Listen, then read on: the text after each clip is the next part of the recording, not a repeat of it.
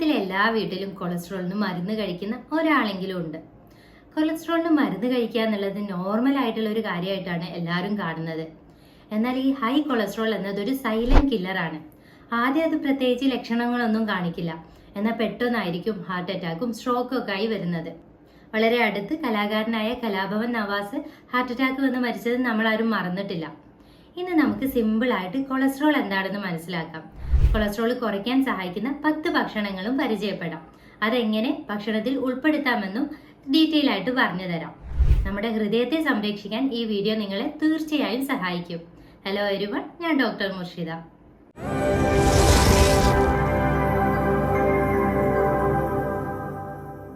Cholesterol എന്നത് നമ്മുടെ ബ്ലഡിലെ fat പോലുള്ള, അതായത് നമ്മുടെ ബ്ലഡിലെ കൊഴുപ്പ് പോലുള്ള ഒരു ഘടകമാണ്.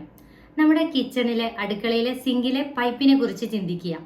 അതിലേക്ക് കൂടുതൽ ഓയിൽ, ഗ്രീസ് ഒക്കെ പോയാൽ പൈപ്പ് ബ്ലോക്ക് ആവും. അതുപോലെയാണ് കൂടുതലുള്ള കൊളസ്ട്രോൾ നമ്മുടെ രക്തക്കൊഴലിനെ ബ്ലോക്ക് ആക്കുന്നത്. അപ്പോൾ രക്തത്തിന് ആ രക്തക്കൊഴലിലൂടെ പോകാൻ ബുദ്ധിമുട്ട് വരും. ഹാർട്ടിലേക്ക് രക്തക്കൊഴലിന് ബ്ലോക്ക് വരുമ്പോഴാണ് ഹാർട്ട് അറ്റാക്ക് പോലുള്ള പ്രശ്നങ്ങൾ ഉണ്ടാകുന്നത്. ആദ്യം മനസ്സിലാക്കേണ്ട കാര്യം, കൊളസ്ട്രോൾ എന്ന് കേൾക്കുമ്പോഴേ പേടിക്കേണ്ട കാര്യമൊന്നുമില്ല. അത് നമ്മുടെ ശരീരത്തിന് ആവശ്യമായിട്ടുള്ള ഒരു ഘടകമാണ്. ഈ കൊളസ്ട്രോൾ എന്നുള്ളത് നമ്മുടെ ബ്രെയിനിലുണ്ട്, സ്പൈനൽ കോഡിലുണ്ട്. ഓരോ കോശത്തിന്റെയും പ്രവർത്തനത്തിന് കൊളസ്ട്രോൾ ആവശ്യമാണ്. നമ്മുടെ ശരീരത്തിന് ആവശ്യമായിട്ടുള്ള ഒരു 90% കൊളസ്ട്രോളും നമ്മുടെ ശരീരത്തിൽ തന്നെ ലിവറാണ് ഉണ്ടാക്കുന്നത്.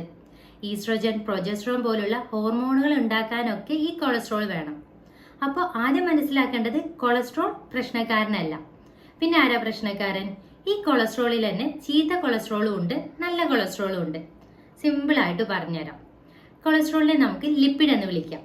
അത് പ്രോട്ടീനുമായിട്ട് ചേർന്നിട്ട് ലിപ്പോ പ്രോട്ടീൻ ആയിട്ടാണ് രക്തത്തിലൂടെ സഞ്ചരിക്കുന്നത്. ഈ ലിപ്പോ പ്രോട്ടീൻ 2 തരമുണ്ട്. ഒന്ന് LDL, അതാണ് ചീത്ത കൊളസ്ട്രോൾ.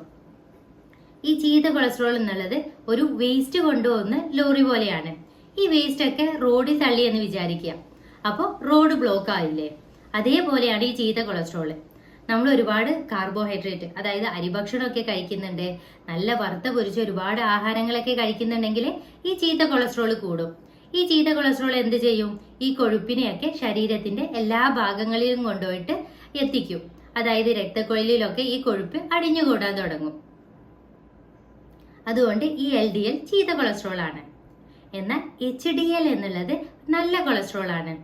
അതൊരു ക്ലീനിങ് ട്രക്ക് പോലെയാണ്. ഇപ്പൊ റോഡിൽ നിന്നൊക്കെ ഇത് വേസ്റ്റ് മാറ്റും, എന്നിട്ട് റോഡ് ക്ലീൻ ആക്കും. അതുപോലെയാണ് ഈ നല്ല കൊളസ്ട്രോൾ. രക്തത്തിൽ നിന്നും മറ്റ് അവയവങ്ങളിലൊക്കെയുള്ള അധിക കൊളസ്ട്രോൾ എടുത്ത് തിരിച്ച് ലിവറിൽ എത്തിക്കുന്നത് ഈ നല്ല കൊളസ്ട്രോൾ ആണ്. ലിവർ അതിനെയൊക്കെ വിഘടിപ്പിച്ച് ശരീരത്തിൽ നിന്ന് പുറന്തള്ളുകയും ചെയ്യും. അപ്പൊ നമ്മുടെ ശരീരത്തിന് എന്താ വേണ്ടത്? നല്ല കൊളസ്ട്രോൾ, അതായത് ക്ലീനിങ് ചെയ്യുന്ന കൊളസ്ട്രോൾ കൂടുതൽ വേണം. ചീത്ത കൊളസ്ട്രോൾ കുറയ്ക്കുകയും വേണം. നന്നായിട്ടുള്ള ഭക്ഷണത്തിലൂടെ നമുക്ക് നല്ല കൊളസ്ട്രോൾ കൂട്ടാൻ പറ്റും, ചീത്ത കൊളസ്ട്രോൾ കുറയ്ക്കാനും പറ്റും. അപ്പോൾ നമുക്ക് ചീത്ത കൊളസ്ട്രോൾ കുറയ്ക്കാനുള്ളതും നല്ല കൊളസ്ട്രോൾ കൂട്ടാനുള്ള ഫുഡുകളെ കുറിച്ച് നോക്കാം. ആദ്യത്തെ ഫുഡാണ് ബ്രൊക്കോളി. ബ്രൊക്കോളിയിൽ ഫൈറ്റോസ്റ്റിറോൾ എന്നൊരു ഘടകമുണ്ട്. അത് ചീത്ത കൊളസ്ട്രോളിനെ കുറയ്ക്കും. അതുപോലെ അതുള്ള ബാക്കിയുള്ള പച്ചക്കറികളാണ് ക്യാരറ്റ്, ചീര, ഇതിലൊക്കെ ഈ ഗുണമുണ്ട്. ഇത് ബ്രൊക്കോളി നിങ്ങൾക്ക് സാലഡ് ആയിട്ട് കഴിക്കാം, ആവിൽ വേവിച്ചിട്ട് കഴിക്കാം, സൂപ്പുകളിലൊക്കെ ആഡ് ചെയ്ത് കഴിക്കാം. ചില പച്ചക്കറികൾ എന്നാൽ നിങ്ങൾ ഒഴിവാക്കേണ്ടതുണ്ട്. ഈ കമ്പം, ഉരുളക്കിഴങ്ങ് പോലുള്ളവ, അതൊക്കെ സ്റ്റാർച്ചി വെജിറ്റബിൾ ആണ്. അത് കൊളസ്ട്രോളിനെ കൂട്ടും. അതുകൊണ്ട് ഉരുളക്കിഴങ്ങ് പോലുള്ളവ ഒഴിവാക്കണം. രണ്ടാമത്തത് വാൾനട്ട്സ്. ഇത് omega-3 ഫാറ്റി ആസിഡിന്റെ നല്ലൊരു ഉറവിടമാണ്. ഇതിൽ അൺസാച്ചുറേറ്റഡ് ഫാറ്റി ആസിഡ്സ് ഉണ്ട്. ഇത് നല്ല കൊളസ്ട്രോളിനെ കൂട്ടും, അതുപോലെ ചീത്ത കൊളസ്ട്രോളിനെ കുറയ്ക്കുകയും ചെയ്യും. വാൾനട്ട്സിന് പകരം നിങ്ങൾക്ക് ബദാമും നിലക്കടലയും ഒക്കെ കഴിക്കാം. അത് നിങ്ങൾക്ക് ഒരു ബൗളിലെടുത്ത് വൈകുന്നേരത്തെ സ്നാക്ക് ആയിട്ട് കഴിച്ചോളൂ. അല്ലെങ്കിൽ നിങ്ങൾ ഓട്സ് ഉണ്ടാക്കുന്നുണ്ടെങ്കിൽ അതിൽ ചേർത്ത് കഴിക്കാൻ പറ്റും. നിങ്ങൾ സ്മൂത്തികൾ കഴിക്കുന്നവരാണെങ്കിൽ നിങ്ങൾക്ക് ഈ ബദാമും നിലക്കടലയും ഒക്കെ അതിൽ ചേർത്തിട്ടും കഴിക്കാൻ പറ്റും. പക്ഷെ ഇത് കാലറി കൂടുതലാണ്, അതുകൊണ്ട് അളവ് ശ്രദ്ധിക്കണം. നട്ട്സിലൊക്കെ അൺസാച്ചുറേറ്റഡ് ഫാറ്റി ആസിഡ് ഉണ്ട് എന്ന് പറഞ്ഞു അല്ലേ? അതുപോലെ ചില ആഹാരങ്ങളിൽ സാച്ചുറേറ്റഡ് ഫാറ്റി ആസിഡ്സ് ഉണ്ട്. അവ കൊളസ്ട്രോൾ ഉള്ളവർ ശ്രദ്ധിച്ചേ ഉപയോഗിക്കാൻ പാടുള്ളൂ. ബട്ടർ, ചീസ്, പാം ഓയില്, പാല്, റെഡ് മീറ്റ്. ഈ റെഡ് മീറ്റ് എന്ന് പറയുമ്പോൾ ബീഫ്, പോർക്ക്, മട്ടൻ അതെല്ലാം അതിൽ വരും. ഇവയൊക്കെ കൊളസ്ട്രോൾ ഉള്ളവർ വളരെ കുറച്ചേ ഉപയോഗിക്കാൻ പാടുള്ളൂ. നിങ്ങളുടെ ശരീരത്തിൽ കൊളസ്ട്രോൾ ഉണ്ട്, നിങ്ങൾ മരുന്ന് കഴിക്കുന്നവരൊക്കെ ആണെങ്കിൽ തീർച്ചയായും ഇതൊന്നും കഴിക്കണ്ട. അടുത്ത ഘടകം എന്ന് പറയുന്നത്, അടുത്ത ആഹാരം എന്ന് പറയുന്നത് സോയാബീൻ ആണ്. ഈ സോയാബീനിലെ ഐസോഫ്ലാവനോൺസ് അതേപോലെ ഫൈറ്റോ ഈസ്ട്രജൻ ഒക്കെ ഉണ്ട്. ഇത് നിങ്ങളെ കൊളസ്ട്രോളിനെ കുറയ്ക്കാൻ സഹായിക്കും. സോയാബീൻ നിങ്ങൾക്ക് കറിയായിട്ട് വെക്കാം, സാലഡായിട്ട് കഴിക്കാൻ പറ്റും. പിന്നെ വെയിറ്റ് കുറയ്ക്കാൻ ശ്രമിക്കുന്നവർക്ക് സോയാബീൻ നല്ലൊരു ഓപ്ഷനാണ്. അത് നല്ലൊരു പ്രോട്ടീൻ സോഴ്സ് ആണ്. എല്ലാ ആവശ്യമായിട്ടുള്ള അമിനോ ആസിഡ്സും അതിലുണ്ട്. ഇനി അടുത്ത ആഹാരത്തെ കുറിച്ച് പറയാം. അത് ഓട്സ് ആണ്. വെയിറ്റ് കുറയ്ക്കുന്നവർക്കൊക്കെ ഇഷ്ടപ്പെട്ട വിഭവമായിരിക്കും ഓട്സ്. അതിൽ ബീറ്റ ഗ്ലൂക്കൻ എന്നൊരു ഫൈബർ ഉണ്ട്. ഇത് കൊളസ്ട്രോൾ ശരീരം ആഗിരണം ചെയ്യുന്നത് തടയും. അതായത് കൊഴുപ്പ് നിങ്ങളുടെ ശരീരത്തിൽ അടിഞ്ഞുകൂടുന്നത് തടയും. അതുകൊണ്ട് ശരീരത്തിൽ നിന്ന് ഈ കൊഴുപ്പ് വേഗം പുറത്തോട്ട് പോകും. ബീറ്റ ഗ്ലൂക്കൻ ഉള്ള മറ്റ് ആഹാരങ്ങൾ വൻപയറും ബാർലിയിലും ഒക്കെ ഈ ബീറ്റ ഗ്ലൂക്കൻ ഉണ്ട്. ഇതൊക്കെ നിങ്ങളുടെ കൊളസ്ട്രോളിനെ കുറയ്ക്കാൻ സഹായിക്കും. ഓട്സ് നിങ്ങൾക്ക് സ്മൂത്തി ആയിട്ട് കഴിക്കാൻ പറ്റും. ഓട്സിൽ ധാരാളം ഫൈബർ ഉണ്ട് എന്ന് പറഞ്ഞു അല്ലേ? അതുകൊണ്ടാണ് നമ്മൾ ഓട്സ് കഴിക്കണം എന്ന് പറഞ്ഞത്. എന്നാൽ ഫൈബർ ഇല്ലാത്ത ഭക്ഷണങ്ങൾ കൊളസ്ട്രോളിനെ കൂട്ടും. അതിനുള്ള ഉദാഹരണങ്ങളാണ് പ്രോസസ്ഡ് ഫുഡ്സ്. നിങ്ങൾക്കറിയായിരിക്കും, പിസ്സ, ബർഗർ, സാൻഡ്വിച്ച് പോലുള്ളവ. പിന്നെ നമ്മുടെ പോളിഷ് ചെയ്ത് വരുന്ന ധാന്യങ്ങൾ, അതായത് നമ്മൾ കഴിക്കുന്ന വെളുത്ത അരി, അതും കൊളസ്ട്രോളിനെ കൂട്ടുന്നവയാണ്.